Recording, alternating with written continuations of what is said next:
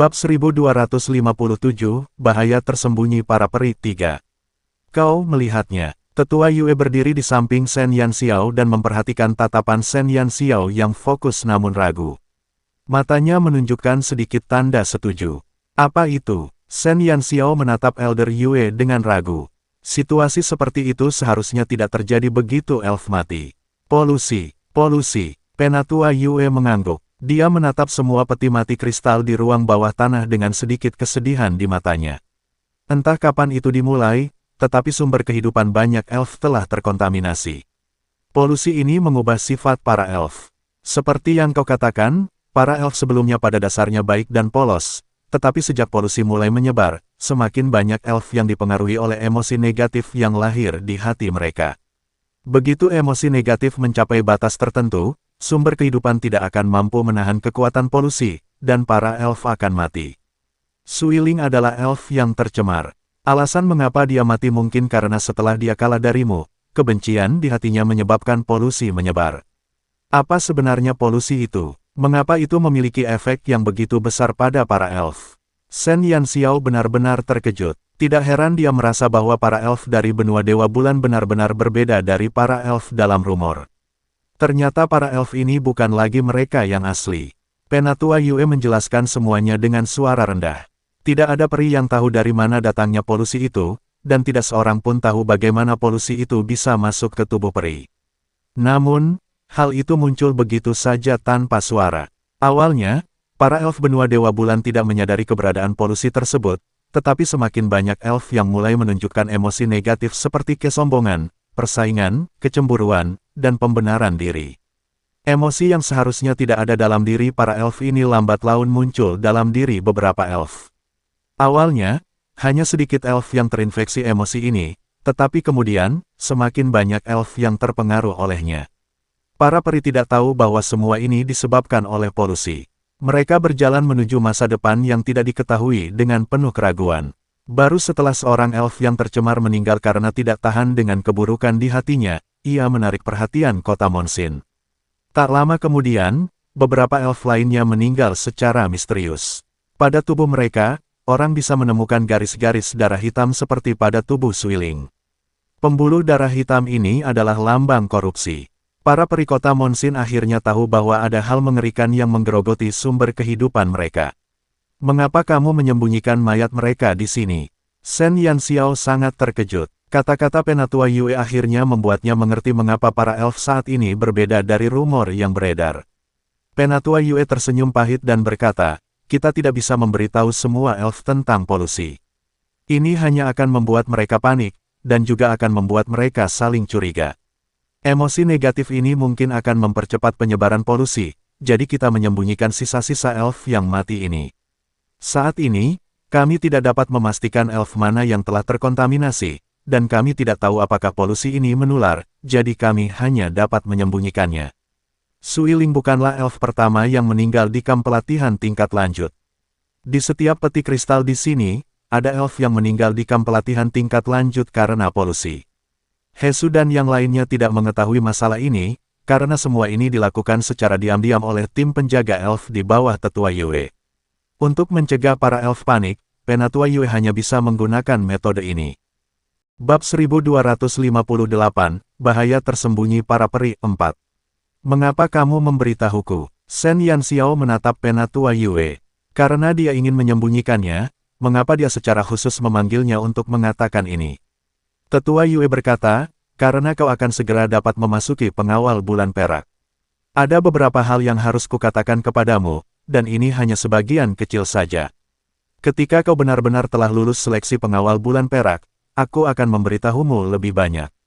Yanxiao, percayalah padaku, aku tidak akan menyakitimu, tetapi aku harap kau dapat menyelesaikan beberapa tugas untukku. Jangan khawatir, tugas-tugas ini jelas bukan hal yang buruk.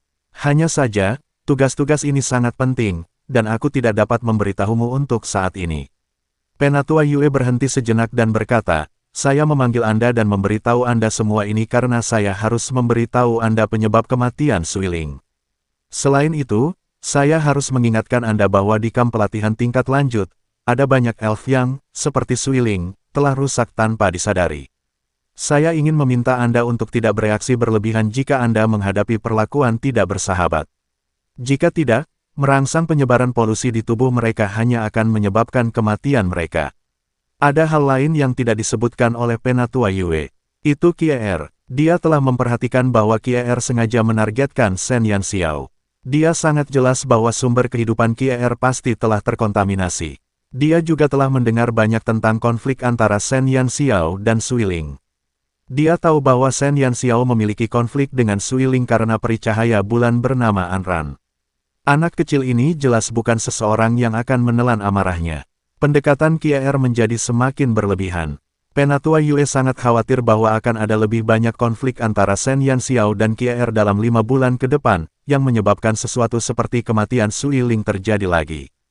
Kematian mendadak Suiling disebabkan ia menderita kekalahan telak dalam pertandingannya melawan Shen Yanxiao. Seorang peri hitam yang sombong telah kalah dari peri tingkat rendah. Pukulan seperti itu berakibat fatal bagi peri hitam yang sombong. Selama beberapa hari pemulihan, polusi yang tersembunyi dalam sumber kehidupan Suiling, karena semakin tidak mau menerimanya dalam hati Suiling, secara bertahap melampaui batas kemampuan sumber kehidupannya. Di bawah asuhan emosi negatif, para elf yang tercemar secara bertahap akan menuju ke arah ekstrim, dari ketidakpuasan sesaat hingga kebencian. Gelombang emosi ini merupakan tanda kematian peri itu. Penatua Yue tidak ingin tragedi terjadi lagi. Baiklah, aku berjanji padamu. Shen Yanxiao merasa sedikit aneh di dalam hatinya. Para elf yang tidak dapat diterimanya itu pada awalnya tidak begitu menjijikkan dalam penampilan, tetapi karena polusi, hal ini membuat mentalitas aslinya mengalami beberapa perubahan halus. Orang yang melontarkan kata-kata jahat seperti itu mungkin akan dihajar orang lain, tetapi kalau orang-orang itu tahu bahwa orang yang melontarkan kata-kata jahat itu sebenarnya orang gila, maka hati mereka akan cepat tergantikan oleh rasa kasihan dan simpati. Perubahan psikologis Shen Yanxiao juga sama. Hanya saja dia tidak punya rasa kasihan atau simpati, dia tidak akan terlalu perhitungan lagi. Bab 1259, bicara. Hanya saja dia tidak menyangka masalah mengerikan seperti itu ada di kalangan para elf. Setelah 1000 tahun damai, para elf akhirnya menyambut bencana mereka sendiri. Yang lebih mengerikan adalah mereka sama sekali tidak tahu dari mana datangnya bencana ini. Saya lega mendengar kata-katamu. Penatua Yue tersenyum. Entah mengapa, dia tidak bisa memperlakukan anak kecil di depannya ini sebagai peri di bawah umur. Berbicara dengan Shen Yanxiao selalu membuat Penatua Yue berpikir bahwa orang yang berdiri di depannya adalah peri dewasa yang telah mengalami kesulitan dunia. Setelah mengobrol dengan tetua Yue, Shen Yanxiao kembali ke asrama. Anran menunggu dengan gelisah di asrama. Begitu melihat Shen Yanxiao, dia langsung berjalan mendekat dan bertanya dengan cemas, "Bagaimana?" "Tidak apa-apa, jangan khawatir." Shen Yanxiao tersenyum. Suasana hatinya sangat rumit. Bencana para elf ada di depan matanya, dan Shen Yanxiao tidak ingin para elf dari suku Monsin terlibat. Untungnya, sifat para elf yang ditemuinya di suku Monsin tidak berubah. Mereka masih sama seperti yang dikatakan rumor. Shen Yanxiao tidak bisa memastikan dari mana datangnya polusi itu, tetapi di antara para elf yang pernah berhubungan dengannya, selain suku Monsin, Moyu, 5 orang lainnya, tetua Yue, dan Hesu, 3 jenderal, para elf lainnya tampaknya telah berubah. Ini bukan pertanda baik. Penatua Yue mengatakan kepadanya untuk tidak memprovokasi elf lain sebanyak mungkin. Dan Shen Yanxiao secara alami mengerti apa yang dimaksud Penatua Yue dengan tidak menyelesaikan kata-katanya. Setelah elf lain menyaksikan kekalahan telak Suiling, tak seorang pun berani menyerangnya sekarang. Sekarang, satu-satunya peri yang akan terlibat konflik dengannya mungkin Kier. Kier adalah seorang guru, dan tidak seperti elf lainnya, Shen Yanxiao tidak bisa menantangnya seperti yang dilakukannya pada Suiling. Tetapi jika Kier terus menjegalnya dalam kegelapan, Shen Yanxiao menyentuh dagunya, dan sebuah ide segera muncul di benaknya. "Anran, aku akan keluar sebentar. Kamu harus istirahat dulu." Shen Yanxiao tiba-tiba bangkit dan bergegas keluar tanpa menunggu Anran bertanya lebih lanjut. Anran terdiam melihat punggung Shen Yanxiao yang menghilang bagaikan kilat, dia mendesah tak berdaya dalam hatinya. Teman sekamarnya sangat sibuk. Shen Yanxiao berjalan sepanjang jalan, dan ekspresi para elf di sekitarnya tampak agak ketakutan. Berita kematian Suiling telah menyebar ke seluruh kamp pelatihan tingkat lanjut. Meskipun Hesu dan yang lainnya telah menyatakan bahwa kematian Suiling tidak ada hubungannya dengan Shen Yanxiao, para elf ini masih memiliki rasa takut tertentu terhadap Shen Yanxiao di hati mereka. Pada dasarnya, para elf yang melihat Shen Yanxiao secara tidak sadar akan mengambil jalan memutar. Shen Yanxiao terlalu malas untuk peduli dengan mentalitas mereka yang lemah. Dia meninggalkan area asrama dan berjalan menuju kediaman instruktur. Kier berada di kamarnya sambil membolak-balik catatan beberapa hari terakhir. Sebuah buku catatan kulit domba mencatat situasi kelompok peri ini. Semua ini adalah apa yang telah dia kumpulkan setiap hari. Melihat rekaman Shen Yanxiao, Kier sedikit mengernyit. Saat merekam, Kier tetap tenang dan tidak mengkritik atau meremehkan Shen Yanxiao. Namun karena itu, setiap pertumbuhan Shen Yanxiao dicatat dengan cermat oleh Kier. Melihat baris teks elf ini, ekspresi Kier sangat serius. Di antara para elf pada periode yang sama, kecepatan kemajuan Shen Yanxiao telah jauh melampaui para elf lainnya. Bahkan ada kesenjangan besar antara Anran dan Shen Yanxiao. Ini adalah jurang yang tidak dapat diseberangi. Bab 1260, bicara. 2. Bagaimana dia bisa berkembang begitu cepat? Kier mengerutkan kening saat melihat catatannya.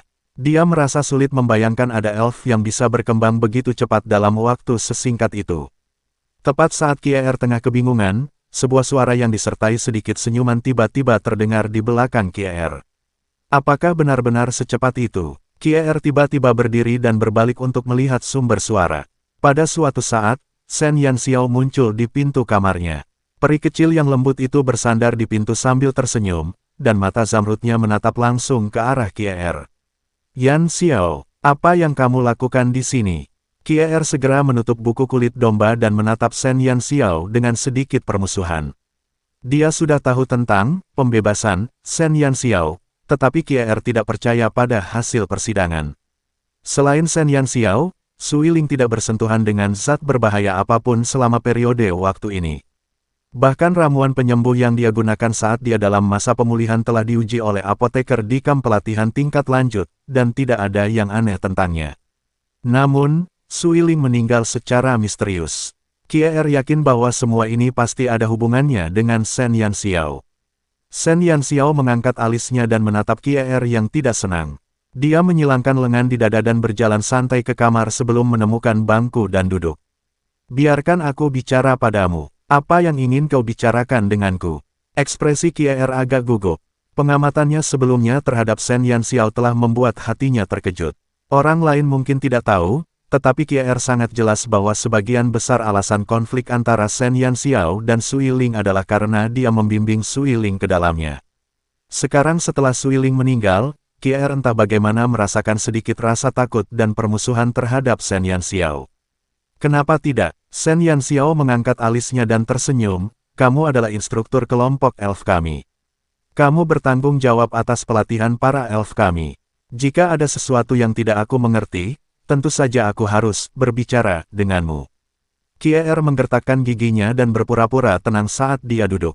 Baiklah, jika kamu memiliki pertanyaan, aku akan mencoba menjawabnya untukmu, tetapi setelah itu, silakan pergi segera. Dia sama sekali tidak ingin sendirian dengan Shen Yanxiao. Shen Yanxiao menyilangkan kakinya dan dengan tenang menatap Kier yang gugup.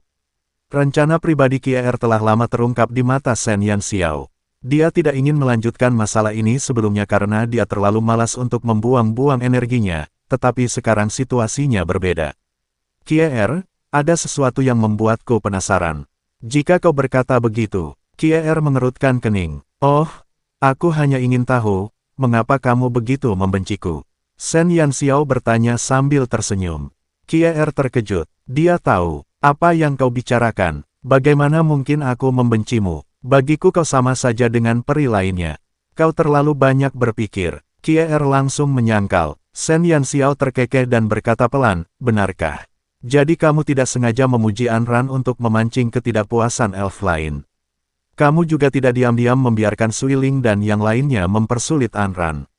Dan kamu juga tidak setuju dengan pertarungan antara Suiling dan aku. Setiap kali Shen Yanxiao menuturkan kembali setiap kejadian, jantung Kier berdebar kencang. Tanpa menunggu jawaban Kier, Shen Yanxiao melanjutkan. Sebagai seorang guru, Anda sebenarnya memicu pertikaian internal di antara para elf. Kier, latihan Anda telah melanggar peraturan kamp pelatihan tingkat lanjut. Apa yang kau bicarakan? Aku tidak mengerti, protes Kier dengan keras. Bab 1261, bicara. 3. Kamu tidak mengerti. Senyum muncul di sudut mulut Shen Yanxiao, tetapi matanya dingin. Ketika aku memasuki lantai 2 menara roh murni untuk berkultivasi, Suiling seharusnya membuat banyak masalah bagi Anran, kan? Kier, mengapa kau hanya berdiri diam dan tidak melakukan apa-apa? Mengapa kau membiarkan Suiling menindas Anran? Hari itu, Suiling membawa Anran pergi. Sejauh yang aku tahu, mereka berlima, dan Anran sendirian.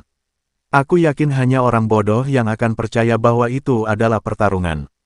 Shen Yanxiao berhenti sejenak, perlahan bangkit, dan berjalan menuju Kier. Wajah Kier langsung menjadi sangat jelek. Dia menatap Shen Yanxiao dengan gugup.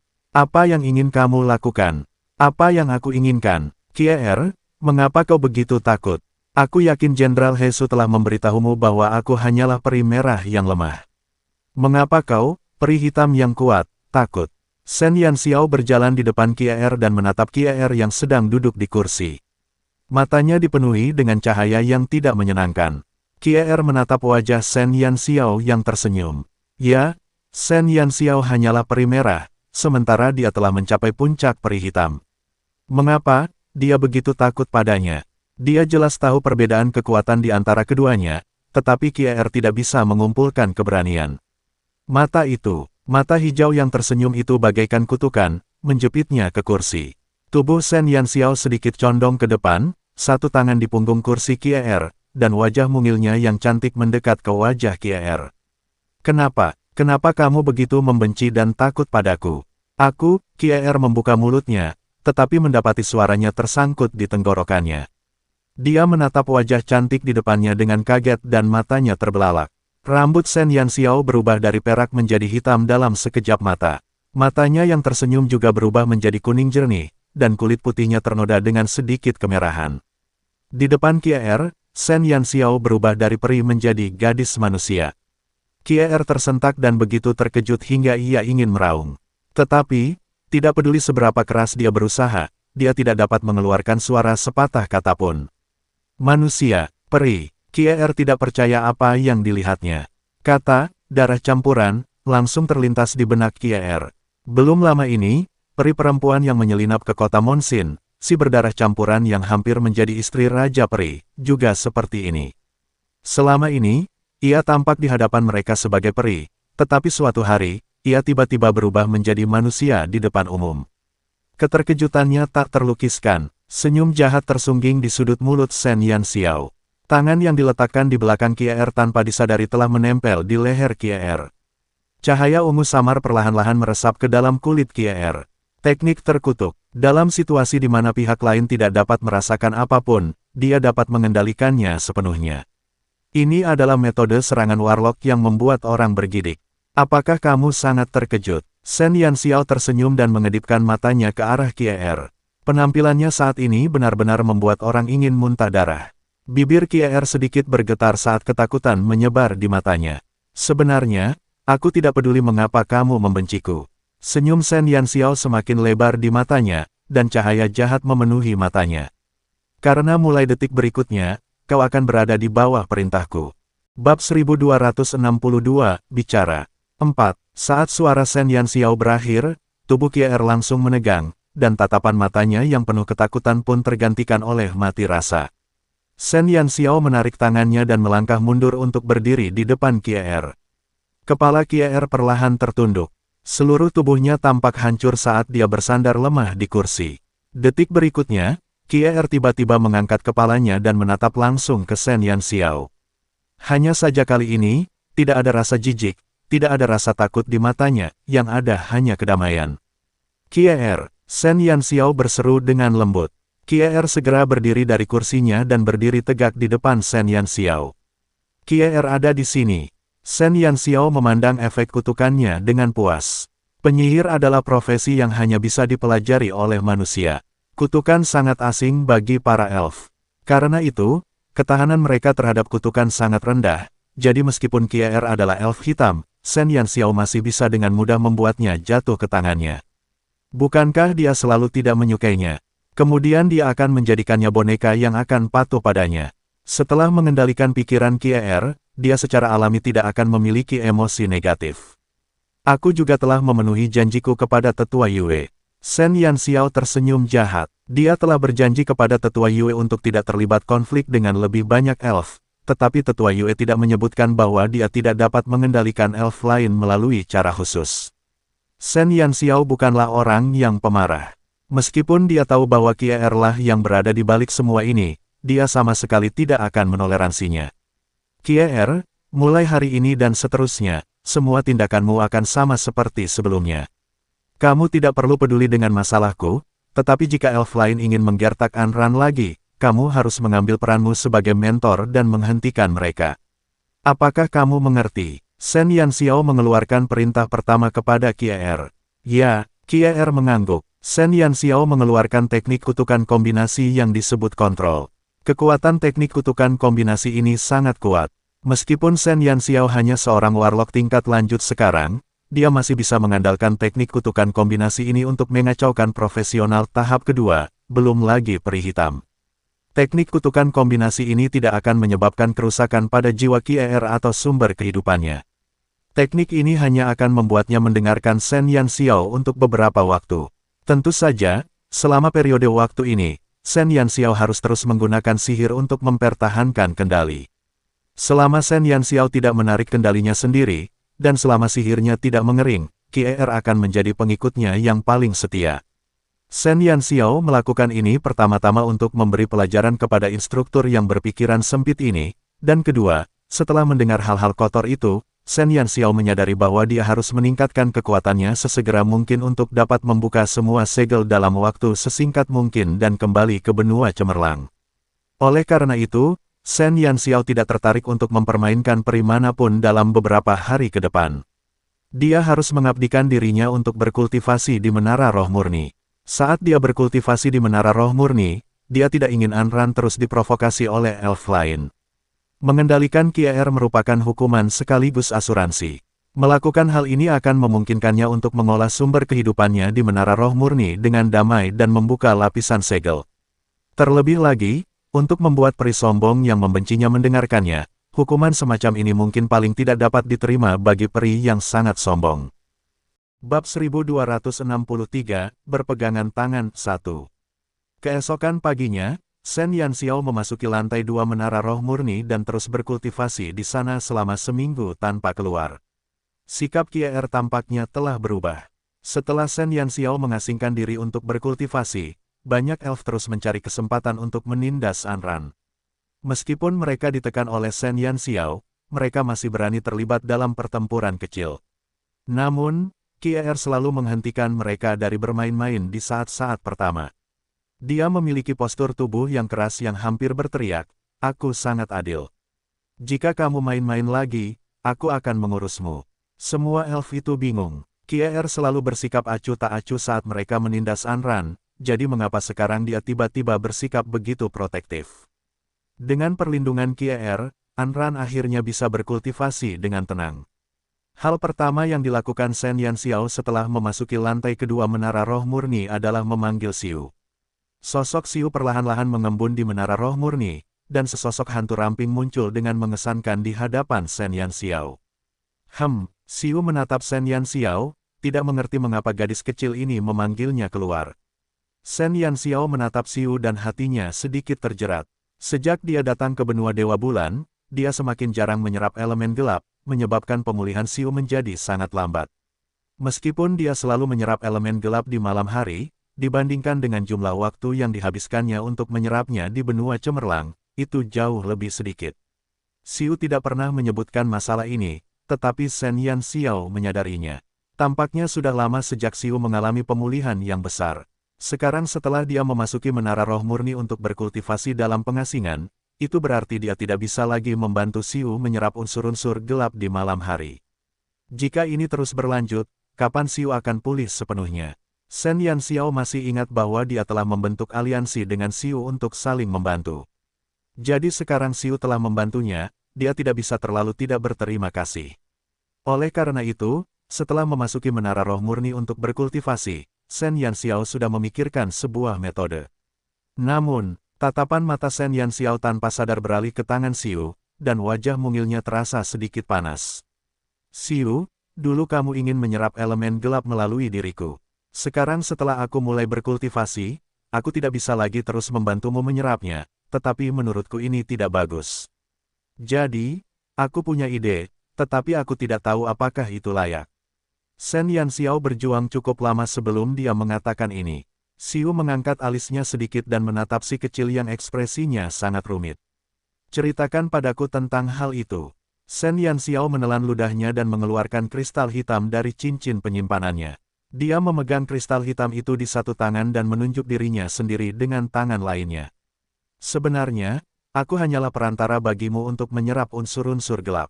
Jadi, kupikir jika kau muncul dengan tubuh fisikmu dan berpegangan tangan denganku sementara aku memegang kristal gelap itu, apakah kau akan mampu menyerap kekuatannya? Dia benar-benar berpikir demi keuntungan Xiu. Dan yang pasti jangan mengambil keuntungan dari dewa. Dia bersumpah, aku bisa mencobanya. Xiu tidak menyadari kekacauan emosi di hati Shen Yanxiao, tetapi dia merasa bahwa metode ini dapat dicoba. Kalau begitu, bagaimana kalau kita mencoba? Shen Yanxiao mengecilkan lehernya dan menatap cakar Xiu dengan mata berbinar. Apakah dia akan berpegangan tangan dengan Xiu? Apakah kita benar-benar akan berpegangan tangan? Apakah aku benar-benar harus memegang cakar Xiu selama ini? Mengaum, jantung kecil Shen Yanxiao berdebar kencang. Dia ingin mengulurkan cakar kecilnya yang penuh dosa untuk memegang tangan Xiu beberapa kali, tetapi dia tidak pernah punya keberanian. Dia merasa bahwa, bab 1264, berpegangan tangan, 2. Dia tampaknya memanfaatkan Xiu dengan melakukan ini. Xiu menatap Shen Yanxiao. Dia mengulurkan tangannya dan menariknya kembali sebelum mengulurkan tangannya lagi. Sudut mulutnya sedikit melengkung. Dia tiba-tiba mengulurkan tangannya dan dengan kuat memegang cakar kecil itu di telapak tangannya. Dong, seluruh tubuh Shen Yanxiao bergetar seolah-olah tersengat listrik. Jantungnya langsung berdebar kencang. Dia mengedipkan mata dan menatap tangan Xiu yang terjalin dengan jari-jarinya. Pikirannya kosong. Dia memegang tangannya. Tanda seru, tanda seru, tanda seru, tanda seru. Telapak tangan Xiu tidak terasa panas sedikit pun. Sentuhan dingin itu mengalir ke telapak tangan Shen Yanxiao dengan dingin, membuat seluruh tubuhnya menggigil. Ya, suara Xiu yang sedikit dingin terdengar di telinga Shen Yanxiao. Shen Yanxiao mendongak dengan linglung dan menatap wajah tampan di depannya. Otaknya benar-benar mati, saat dia dengan bodohnya bertanya, apa? Saya bisa menyerap unsur-unsur gelap, jelas Xiu. Baru pada saat itulah Shen Yanxiao terbangun dari mimpinya. Dia tiba-tiba merasa bahwa reaksinya tadi benar-benar bodoh. Wajahnya yang cantik memerah. Xiu menatap wajah kecil kemerahan itu, dan es di matanya menunjukkan tanda-tanda mencair. Dia berkata dengan lembut, kalau tidak, menurutmu apa yang sedang kubicarakan? Wajah Shen Yanxiao memerah seperti terbakar. Dia berkata dengan panik, aku tidak berpikir, apapun. Baguslah kalau kamu bisa menyerapnya. Baguslah kalau kamu bisa menyerapnya. Shen Yanxiao melirik Xiu. Melihat wajah tampannya, yang jelas-jelas tidak memiliki ekspresi sama sekali, namun selalu membuatnya tersenyum, dia segera menundukkan kepalanya, tidak berani menatap Xiu. Tanpa melihat tubuh fisik Xiu, Shen Yanxiao masih bisa tenang, tetapi ketika dia benar-benar berhadapan langsung dengan Xiu, Shen Yanxiao merasa seolah-olah otaknya dibanjiri air. Sirkulasi darahnya lambat, dan reaksinya lambat. Jadi, bisakah kau mengolah sumber kehidupanmu? Xiu melihat reaksi Shen Yanxiao yang menarik. Suaranya tampak jauh lebih ringan. Ya, Shen Yanxiao mengangguk dengan tegas. Dia hanya meminjamkan tangannya kepada Xiu sebagai perantara, jadi itu tidak akan memengaruhi kultivasi sumber kehidupannya. Kamu pintar, apa? Shen Yanxiao tidak berani mengangkat kepalanya dan bertanya dengan suara rendah. Kamu benar-benar bisa memikirkan cara yang begitu sempurna. Xiu memuji gadis kecil yang cerdas itu. Jantung Shen Yanxiao berdetak lebih cepat. Ini bukan pertama kalinya Xiu memujinya, tetapi ini adalah pertama kalinya Xiu memujinya di depannya. Pujian langsung seperti ini membuat Shen Yanxiao merasa sangat gembira. Mengaum, apa yang salah dengannya? Shen Yanxiao benar-benar tidak mengerti mengapa dia tiba-tiba menjadi begitu aneh. Ini tidak seperti dirinya yang biasanya cepat dan tegas. Mungkinkah aura Xiu terlalu kuat? Shen Yanxiao berusaha mencari alasan yang bagus untuk kelainannya. Itu alasannya. Silakan duduk, kata Xiu. Lakukan, lakukan. Shen Yanxiao tiba-tiba mengangkat kepalanya dan menatap Xiu dengan wajah merah. Dia hampir tidak bisa mempercayai telinganya. Mereka hanya berpegangan tangan, bagaimana bisa jadi kacau begini? Xiu sungguh tidak murni. Jika kamu tidak duduk, apakah kamu akan berdiri dan berkultivasi? Xiu mengangkat alisnya dan menatap Shen Yanxiao, yang wajahnya sudah merah dan berasap. Matanya yang dingin benar-benar melengkung membentuk senyuman. Duduk, duduk. Shen Yanxiao menyadari bahwa duduk dan melakukan Xiu bukanlah hal yang sama-sama sekali. Bab 1265, Berpegangan Tangan 3. Ternyata yang najis itu bukan Xiu, tapi dia. Shen Yanxiao benar-benar ingin menangis.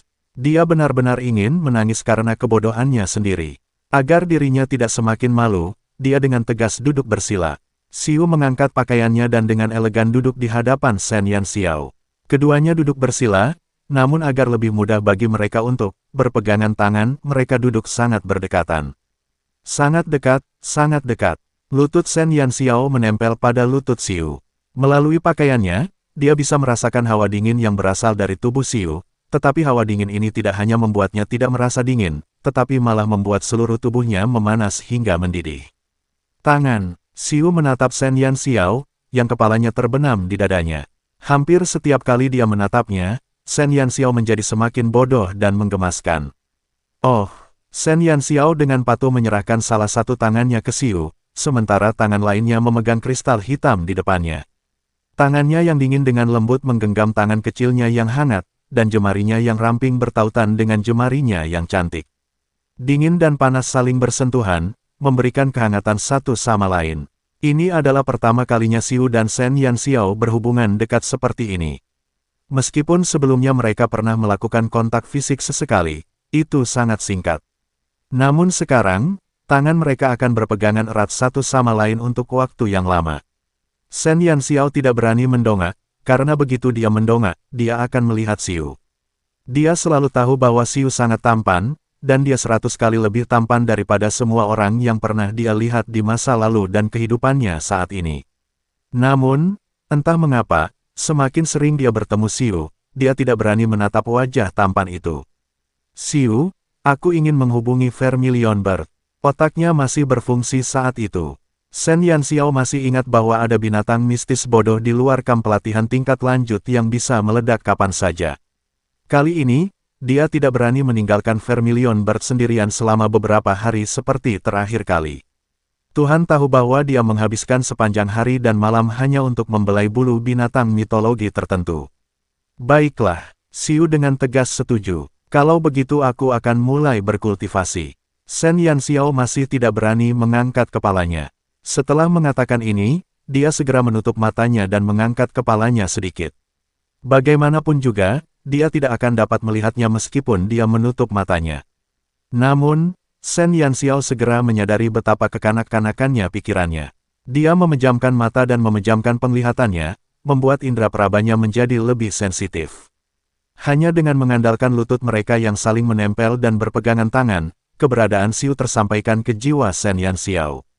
Rasa dingin sesaat memasuki hati Shen Yanxiao, menyentuh danau hatinya yang belum pernah menimbulkan gelombang apapun sebelumnya. Begitu sunyinya, sehingga dia bisa mendengar detak jantungnya sendiri. Degup, degup, ada perasaan halus yang datang dari tempat kedua orang itu bersentuhan. Perasaan ini membuat Shen Yanxiao tidak bisa tenang dan berkultivasi. Dia merasa bahwa seluruh dirinya tidak dalam kondisi yang baik. Dia benar-benar di sini untuk berkultivasi. Dia benar-benar tidak di sini untuk menggoda Xiu. Tenang, tenang, dia harus tenang. Shen Yanxiao berusaha keras untuk menekan emosi halus di hatinya sehingga dia tidak peduli dengan panas halus di lutut dan tangannya. Dia memfokuskan perhatiannya pada sumber kehidupannya dan mencoba menyerap kekuatan di menara roh murni. Bab 1266, Berpegangan Tangan 4. Shen Yanxiao akhirnya menenangkan pikirannya dan mulai mengolah sumber kehidupannya. Dia menutup matanya dan menenangkan jiwanya, tetapi dia tidak menyadarinya. bahwa ada seseorang yang ada di seberangnya tengah menatapnya. Jika Shen Yanxiao membuka matanya sekarang, dia bisa melihat bahwa rasa dingin di mata emas itu yang tidak mencair selama 10.000 tahun telah berangsur-angsur mencair, seolah-olah musim dingin telah berlalu dan musim semi yang hangat telah kembali ke bumi.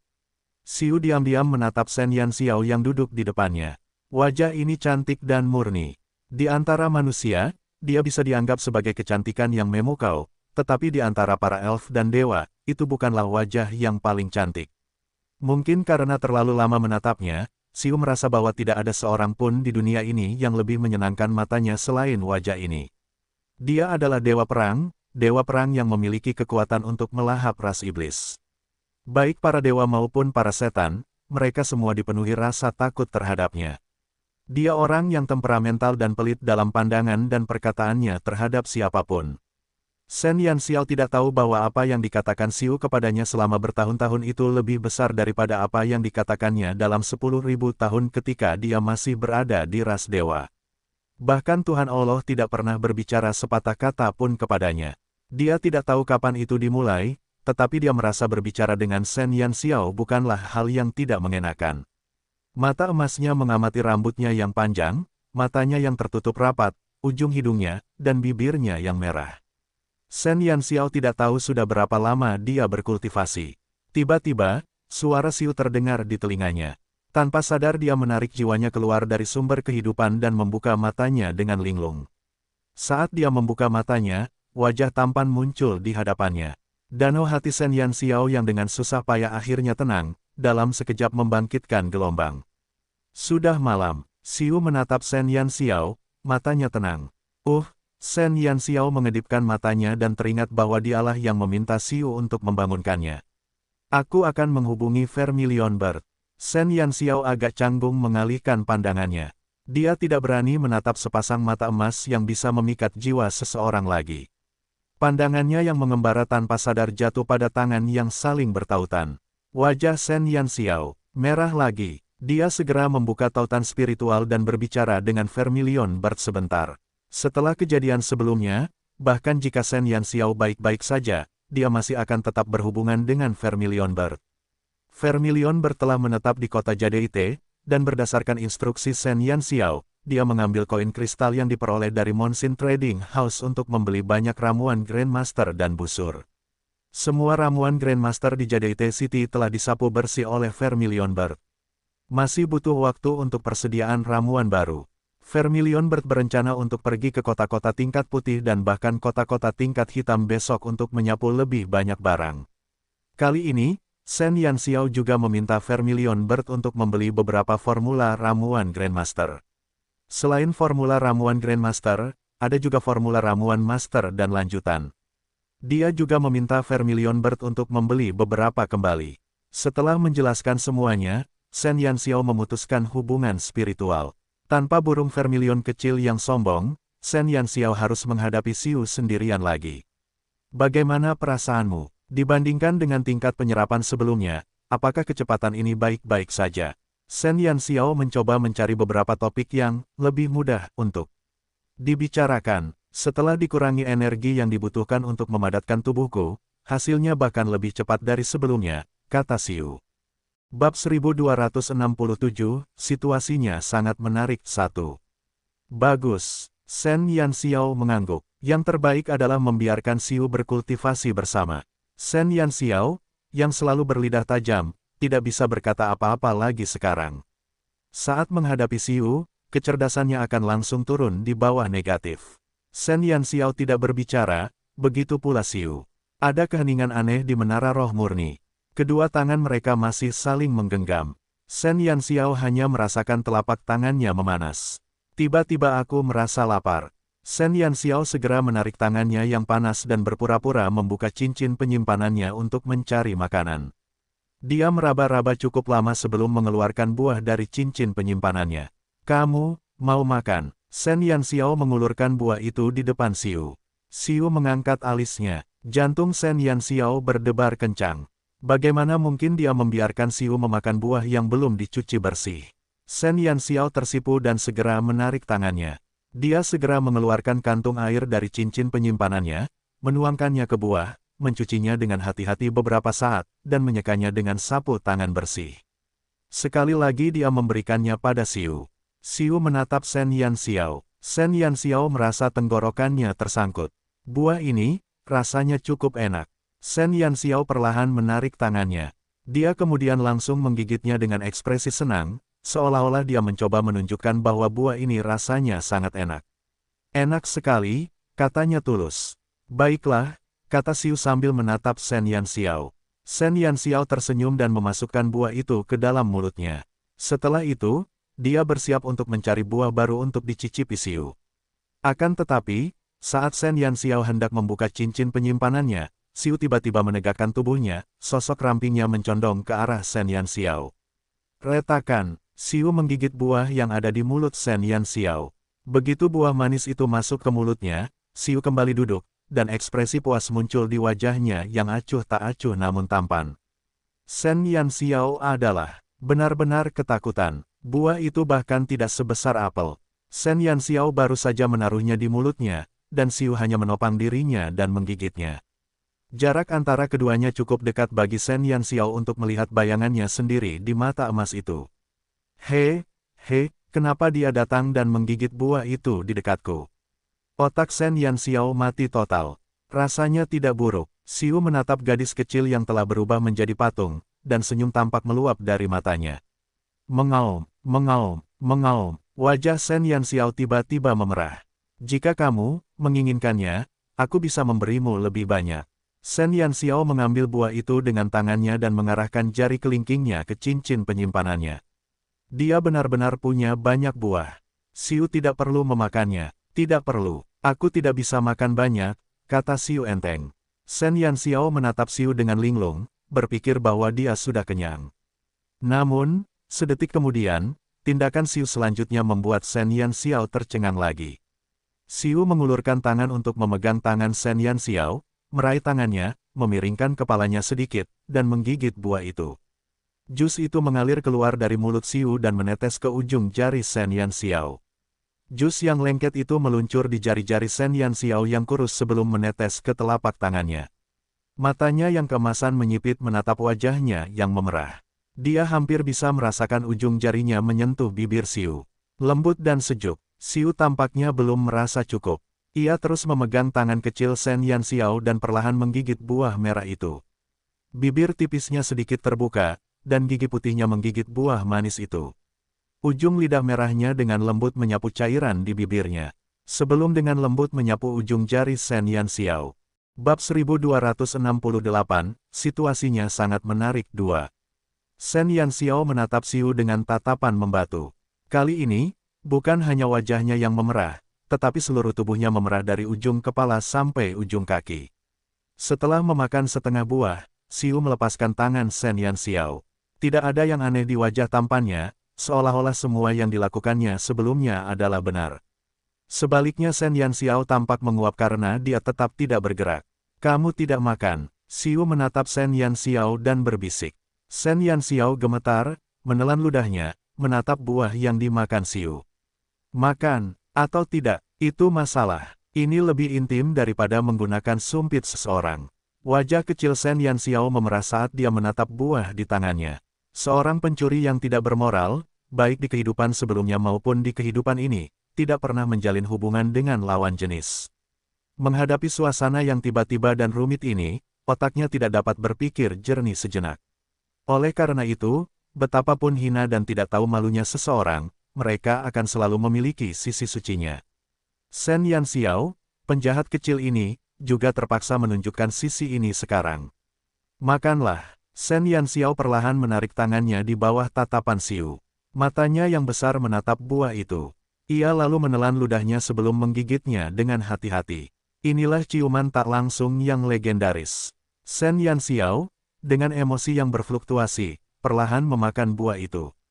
Pikirannya tidak lagi tertuju pada makan, dia bahkan tidak tahu bagaimana cara makan lagi. Namun, ini baru permulaan. Jika Shen Yanxiao ingin memasuki lantai 3 dari lantai 2 Menara Roh Murni, dia harus terus berkultivasi di Menara Roh Murni selama 7 hari. Selama 7 hari ini, dia tidak bisa pergi kemanapun. Begitu dia pergi berkultivasi, dia harus tinggal di sini, dan selama periode waktu ini, dia harus memiliki kontak intim dengan Xiu. 7 hari kemudian, Shen Yanxiao hanya merasakan tubuh dan hatinya telah sangat hancur. Pada pagi hari ke-8, saat matahari bersinar di bumi, Shen Yanxiao segera membiarkan Xiu kembali ke tubuhnya dan bergegas keluar dari menara roh murni dengan penuh semangat.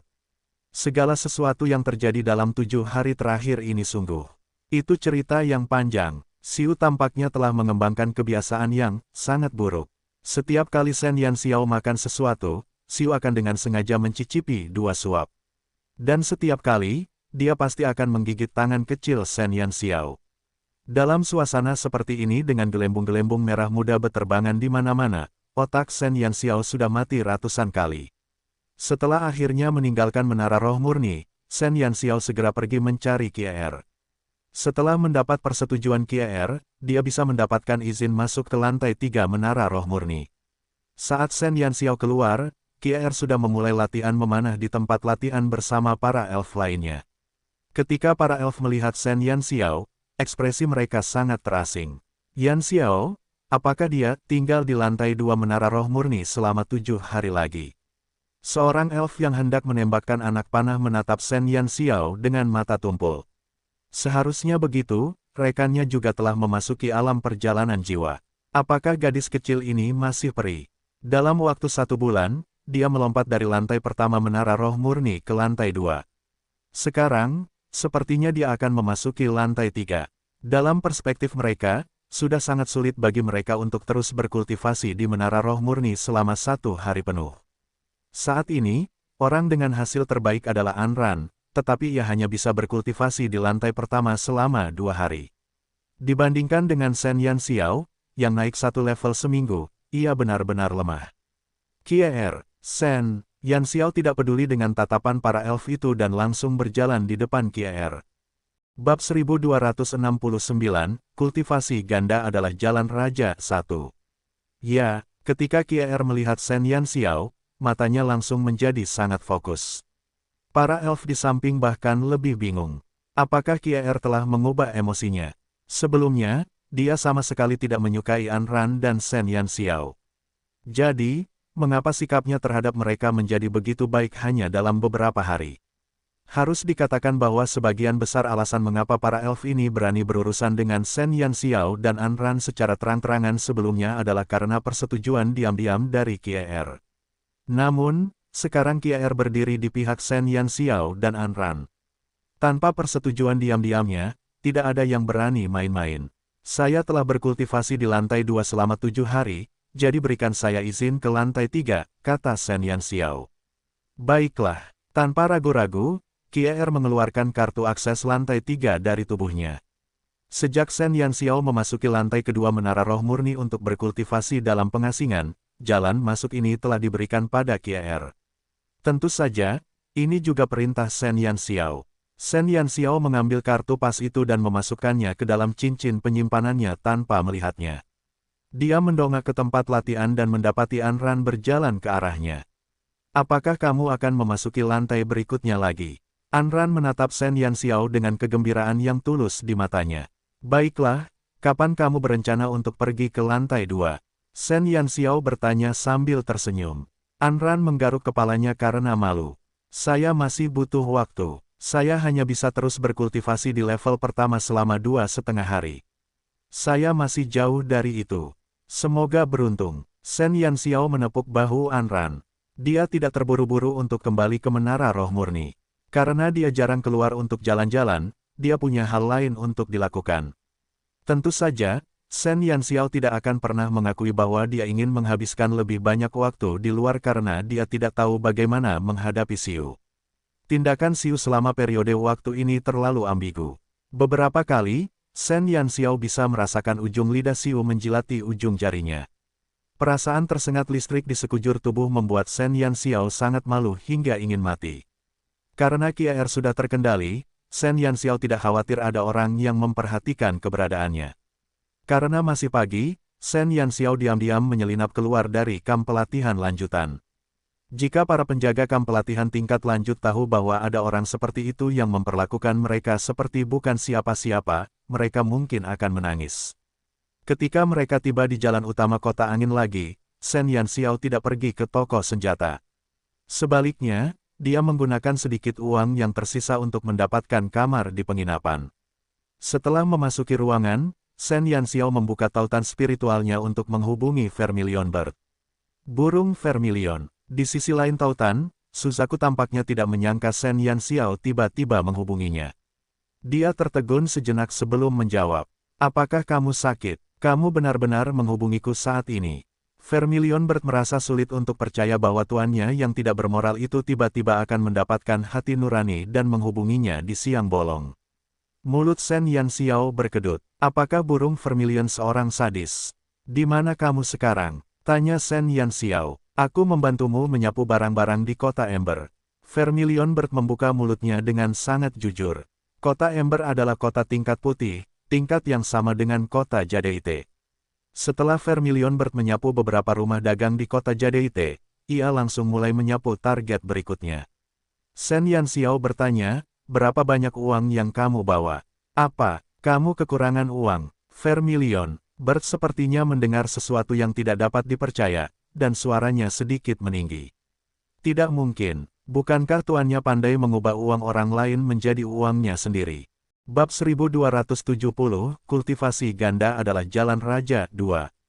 Kapankah dia membutuhkan uang? Saya butuh sejumlah uang. Bantu saya mengirimkannya ke Wind City. Shen Yanxiao terdiam. Bayangan macam apa yang ada di benak Vermilion bertentangnya? Mengapa begitu sulit untuk memahami bahwa dia membutuhkan uang? Shen Yanxiao memberitahu burung Vermilion nama penginapan yang dia tempati. Dia kemudian duduk di kamar sambil menunggu burung Vermilion datang. Burung Vermilion adalah binatang ajaib, dan dia tidak berada dalam batas-batas para elf. Para elf memiliki sikap yang sangat positif terhadap binatang ajaib. Mereka bahkan akan membiarkan mereka bepergian melalui berbagai kota. Tak lama kemudian, Vermilion bertiba di kota angin dan mengetuk pintu rumah Shen Yanxiao. Begitu Shen Yanxiao membuka pintu, dia melihat Vermilion Bird berdiri di depannya. Dengan Little Phoenix di kepalanya dan Mini Dragon di bahunya. Bayangkan bagaimana jadinya jika seorang anak laki-laki pamer dua benda lucu. Baiklah, tuan muda ini datang untuk memberimu uang. Cepat dan sambut dia. Vermilion Bird meletakkan tangannya di pinggul, tampak seperti orang dewasa mungil. Shen Yanxiao tidak dapat menahan diri untuk tidak menatap Vermilion Bird dan mencubit wajah kecilnya. Sulit bagimu selama ini. Dapat dikatakan bahwa hanya Shen Yanxiao yang bisa membuat binatang mitos yang bermartabat menjalankan tugas untuknya. Kau juga tahu bahwa setelah kembali ke benua cemerlang, kau harus menebusnya padaku. Kata Vermilion Bird dengan bangga. Shen Yanxiao tersenyum dan mengangguk. Sebelum burung Vermilion datang, ia pergi ke Monsin Trading House dan menarik sebagian koin kristal. Batu permata Shen Yanxiao telah terjual dengan sangat baik di Monsin Trading House. Monsin Trading House yang awalnya sepi kini berkembang pesat karena batu permata ini. Sebanyak 50.000 koin kristal jatuh ke saku Shen Yanxiao, dan mulutnya memperlihatkan senyuman. Dengan cara ini, rencana masa depannya dapat dimulai. Ide Shen Yanxiao sebenarnya sangat sederhana. Selama berada di Menara Roh Murni, dia menyadari bahwa bahkan saat dia makan, sumber kehidupannya akan secara otomatis menyerap kekuatan eksternal, yang tidak kalah dengan saat dia berkonsentrasi pada kultivasi. Jika tidak menjadi masalah baginya apakah ia berkonsentrasi atau tidak, mengapa tidak menggunakan waktu ini untuk melakukan hal lain? Sumber kehidupannya tidak dapat dipatahkan, jadi Shen Yanxiao harus tinggal di Menara Roh Murni seperti peri. Selama waktu ini, dia tidak dapat mengolah sihir dan aura pertempuran, tetapi ada keterampilan lain yang dapat dia praktikkan tidak peduli dari ras mana dia berasal. Dan itu adalah ramuan meramu. Kali ini, ketika Shen Yanxiao meninggalkan kamp pelatihan lanjutan, dia menelepon Vermilion Bird untuk mengirimkan uang guna menyiapkan beberapa hal yang dia butuhkan untuk meramu ramuan. Dengan kecepatan kultivasinya saat ini, mustahil bagi elf lain untuk mengejarnya. Dia satu-satunya orang di seluruh lantai Menara Roh Murni, jadi dia bisa melakukan apapun yang dia inginkan. Setelah mendapatkan uang, Shen Yanxiao segera menarik Vermilion Bird dan dua makhluk bodoh menggemaskan lainnya ke beberapa rumah dagang di Wind City. Apa yang diinginkannya sangat sederhana, peralatan paling dasar, peralatan untuk meramu ramuan, dan beberapa tanaman obat. Vermilion Bird telah mengumpulkan beberapa resep sebelumnya, yang dia serahkan kepada Shen Yanxiao. Shen Yanxiao memilih beberapa formula ramuan tingkat tinggi dan formula ramuan tingkat master di antaranya. Dia sekarang adalah seorang herbalis senior, dan di atasnya adalah seorang herbalis master. Dia tidak akan menjadi herbalis grandmaster untuk sementara waktu. Para elf secara alami memiliki bakat dalam meramu ramuan. Shen Yanxiao belum pernah memiliki kesempatan untuk mengujinya, tetapi kali ini, dia dapat mencobanya. Dia bisa mengolah sumber kehidupan itu sambil meningkatkan kemampuan meramu ramuannya, dan dia tidak perlu duduk bersila dan berkultivasi. Pikiran kecil Shen Yanxiao sedang kacau balau. Bukannya dia tidak suka berhadapan dengan Xiu, tapi dia selalu bingung saat melihat Xiu. Bab 1271, Kultivasi Ganda adalah Jalan Raja 3. Setelah membeli barang, Shen Yanxiao menemani Vermilion Bird di jalan. Tidak mudah untuk melihat Vermilion Bird, tetapi dia sama sekali tidak ceroboh. Dia menarik Shen Yanxiao kemana-mana untuk berbelanja. Shen Yanxiao hanya dengan sabar menemaninya. Namun, saat mereka berjalan-jalan, terjadilah suatu tragedi. Mo Yu menatap orang di depannya dengan ekspresi tercengang.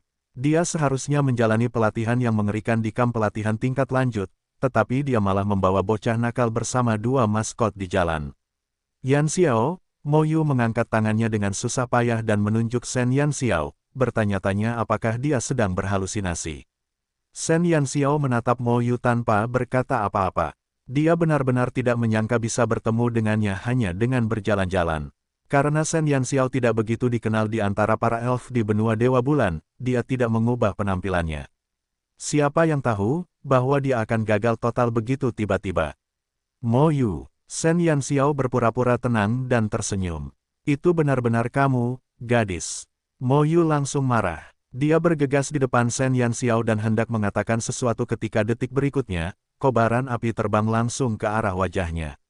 Mo Yu segera menghindar dan menatap Vermilion Bird yang berdiri di samping Shen Yanxiao dengan nyala api di telapak tangannya.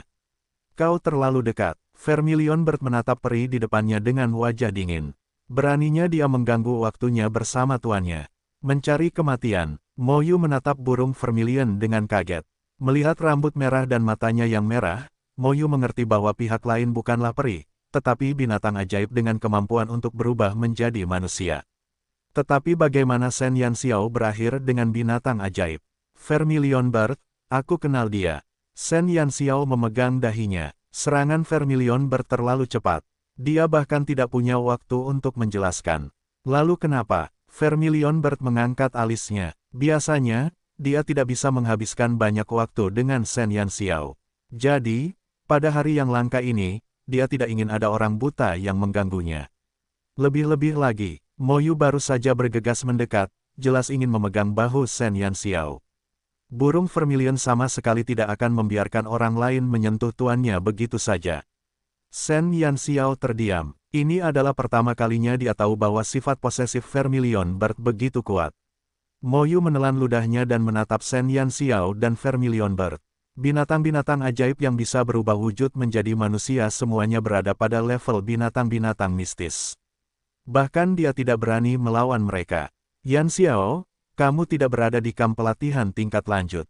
Mengapa kamu keluar? Demi keselamatannya, Mo Yu hanya bisa berdiri di tempat dan bertanya kepada Shen Yanxiao. Shen Yanxiao baru saja ingin menjawab, tetapi burung Vermilion sudah mendahuluinya dan berkata, mengapa dia perlu memberitahumu saat dia keluar? Sebaiknya kau tidak mengganggu kami, atau aku tidak keberatan memberimu 2 bola api lagi untuk dicicipi. Di benua cemerlang, ada sekelompok bajingan yang bertarung dengannya demi tuannya. Dia berpikir bahwa setelah datang ke benua Dewa Bulan, dia selalu bisa berada di sisi Shen Yanxiao. Siapa yang tahu bahwa Shen Yanxiao akan pergi ke suatu kamp pelatihan dan berpisah darinya lagi. Vermilion Bird sudah memiliki perut yang penuh api. Jadi sekarang, jika ada yang berani mengganggu hubungannya dengan tuannya, dia akan membakar mereka sampai mereka mengompol.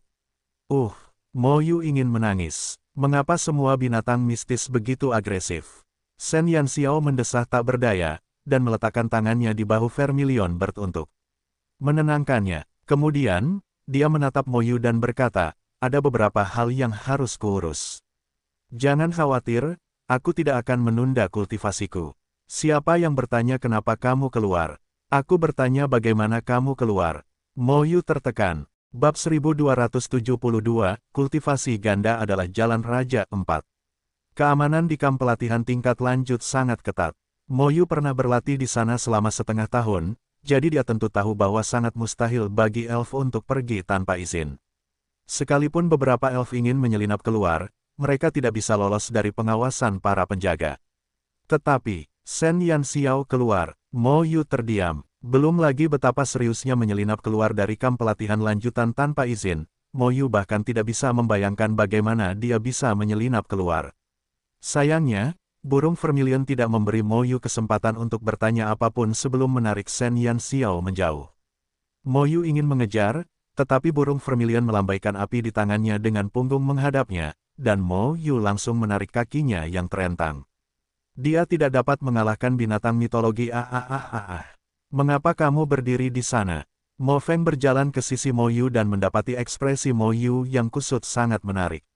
Mo Yu menoleh ke arah Mo Feng dan berkata dengan wajah masam, Mo Feng, menurutmu apakah ada elf yang bisa menyelinap keluar dari kamp pelatihan tingkat tinggi? Mo Feng tertegun sejenak sebelum menepuk bagian belakang kepala Mo Yu dan berkata, apa yang sedang kamu pikirkan? Bagaimana mungkin ada peri yang bisa menyelinap keluar? Bukannya kita tidak mencobanya saat itu? Bukankah kita dibawa kembali oleh para penjaga? Mo Feng, Mo Yu, Mo Lei, Mo Yan, dan Mo Mu semuanya memasuki kamp pelatihan lanjutan pada saat yang sama. Saat itu, mereka baru saja mencapai usia dewasa dan masih muda serta penuh semangat. Kelima elf muda itu tidak tenang, dan mereka sering mendapat banyak masalah di kamp pelatihan lanjutan. Mereka pernah mencoba menyelinap keluar dari kamp pelatihan lanjutan, tetapi mereka selalu gagal. Ada beberapa kali mereka dipulangkan ke asrama oleh para penjaga dengan membawa busur dan anak panah. Jenderal Hesu, yang bertanggung jawab atas kamp pelatihan lanjutan, pernah memanggil mereka berlima ke hadapannya dan menegur mereka. Dapat dikatakan bahwa saat itu, mereka berlima telah menghabiskan banyak waktu dan tenaga untuk menyelinap keluar. Mereka hanya perlu menggali terowongan. Namun pada akhirnya, semuanya gagal. Alasan mengapa Mo Yu begitu percaya diri terhadap para penjaga kamp pelatihan lanjutan adalah karena dia telah mengalaminya secara pribadi sebelumnya. Lalu, jika aku mengatakan bahwa aku melihat para elf di kamp pelatihan tingkat lanjut muncul di jalan, apakah kau akan mempercayaiku? Tanya Mo Yu. Mo Feng mengangkat alisnya. Apakah kamu minum terlalu banyak tadi malam? Apakah kamu masih mabuk? Kembalilah dan istirahatlah lebih awal. Kita akan kembali ke kota Monsin besok. Jika kamu pergi ke Raja Peri seperti ini, apa yang akan terjadi? Jelas, Mo Feng mengira Mo Yu mabuk. Saat itu, mereka berlima sudah berusaha sekuat tenaga tetapi gagal lolos. Sekarang, peri mana yang punya kemampuan luar biasa seperti itu? Mo Yu mengedipkan matanya dan memasang wajah muram. Baiklah, aku minum terlalu banyak. Aku tidak melihat apapun. Dia tahu tidak akan ada yang percaya padanya. Pertemuan yang tidak mungkin itu terjadi begitu saja, dan Shen Yanxiao tidak khawatir Mo Yu akan melaporkannya. Pertama, Mo Yu bukan orang seperti itu. Kedua, orang yang mengirimnya ke kamp pelatihan tingkat lanjut adalah Mo Yu, jadi dia tidak perlu menyeretnya ke bawah. Dengan pikiran tak tahu malu, Shen Yanxiao terus mengajak Vermilion Bird berkeliling. Ketika malam tiba dan Shen Yanxiao akhirnya kembali ke kamp pelatihan lanjutan, Vermilion Bird dengan enggan menatap Shen Yanxiao dengan wajah tidak senang. Shen Yanxiao mengusap kepala Vermilion Bird sebelum menyentuh Little Phoenix dan Mini Dragon. Dia diam-diam pergi di malam hari dan kembali ke kamp pelatihan lanjutan. Bab 1273, Kultivasi Ganda adalah Jalan Raja 5. Malam harinya, Shen Yanxiao beristirahat di asrama. Keesokan paginya, dia langsung memasuki lantai 3 Menara Roh Murni dengan tiket masuk. Di lantai ketiga, Shen Yanxiao mengeluarkan peralatan yang dibutuhkan untuk meramu ramuan dari cincin penyimpanannya. Dia membeli ramuan-ramuan yang paling mendasar. Dia tidak membeli sesuatu yang terlalu rumit atau terlalu rumit. Persediaan farmasi sangat murah di benua Dewa Bulan, karena para elf di sini pada dasarnya dilengkapi dengan satu set masing-masing, jadi Shen Yanxiao tidak menghabiskan terlalu banyak uang. Harga formula ramuan juga sangat murah.